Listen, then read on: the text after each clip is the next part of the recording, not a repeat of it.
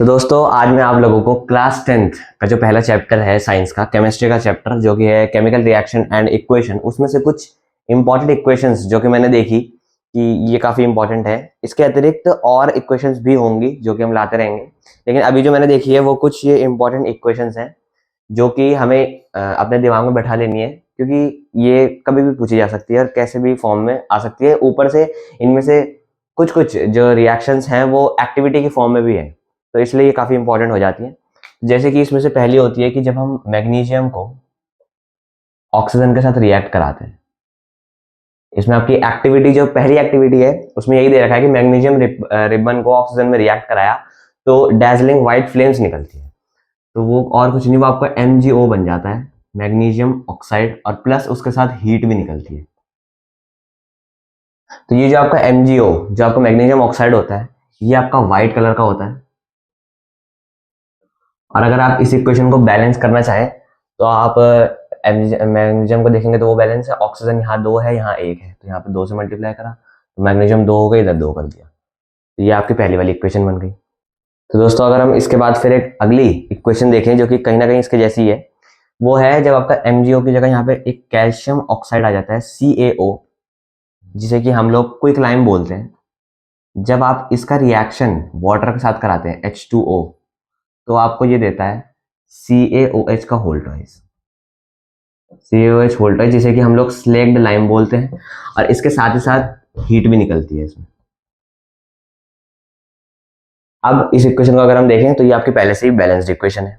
अब इसके जैसी एक और इक्वेशन है, इसमें हमारा CaOH होल ट्वाइस काम में आएगा। तो जब हम CaOH होल ट्वाइस को, जो कि हमारा स्लेक्ड लाइम है, इसको जब हम लोग CO2 कार्बन डाइऑक्साइड के साथ रिएक्ट कराते हैं तो ये हमें देता है एक बहुत ही इंपॉर्टेंट कंपाउंड जो कि आपका CaCO3 कैल्शियम कार्बोनेट, जो कि आपका होता है लाइमस्टोन।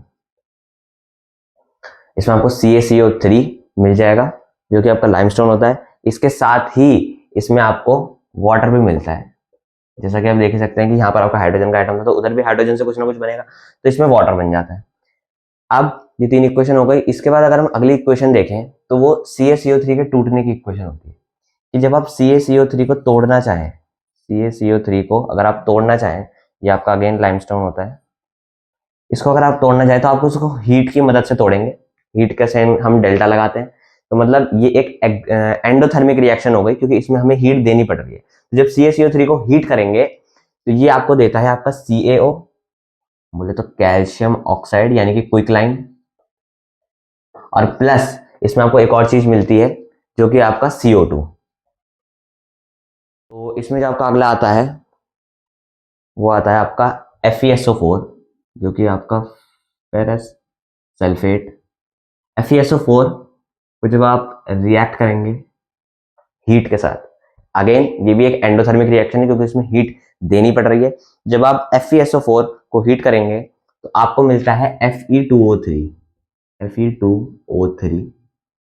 प्लस आपको इसमें मिलता है SO2, और प्लस आपको इसमें मिलता है SO3। इसमें आपको SO2 SO3 सल्फर के दोनों ऑक्साइड्स मिलेंगे। इसकी खास बात यह है कि ये दोनों ऑक्साइड होते हैं, ये सबसे पहले तो एसिडिक होते हैं नेचर में। इसके अतिरिक्त अगर हम देखें तो ये एक बैलेंस केमिकल इक्वेशन नहीं है। इसे बैलेंस करने के लिए यहाँ पे 2 आयरन है तो इधर पे 1 है तो इधर 2 से मल्टीप्लाई कर देते हैं, और अब देखें तो 3 3 6, हाँ अब ये आपकी बैलेंस केमिकल इक्वेशन बन गई। इसमें आपको एक चीज याद रखनी है कि FeSO4 आपका ग्रीन कलर का होता है और जो आपका Fe2O3 है वो आपका ब्राउन कलर का होता है। ये दोनों आपकी इंपॉर्टेंट वाली बातचीत हो गई। अब इसके बाद अगर हम अगली इक्वेशन की तरफ बढ़े तो वो है आपका लेड नाइट्रेट, जो कि होता है आपका PbNO3 का होल ट्वाइस।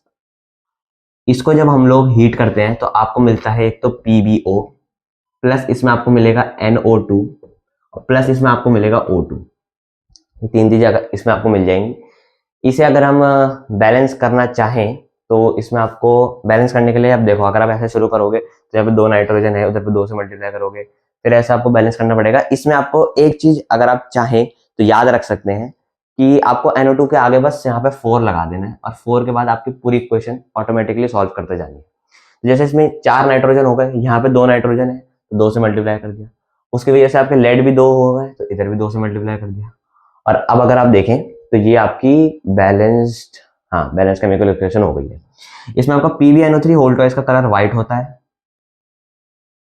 और आपको जो PbO है उसका कलर येलो होता है, और जो आपका NO2 निकलता है वो ब्राउन फ्यूम्स के फ्लेम में निकलता है। ये आपका ब्राउन फ्यूम्स की तरह निकलेगा इसमें। तो कुछ इस प्रकार ये दोनों इक्वेशन आपकी होती है।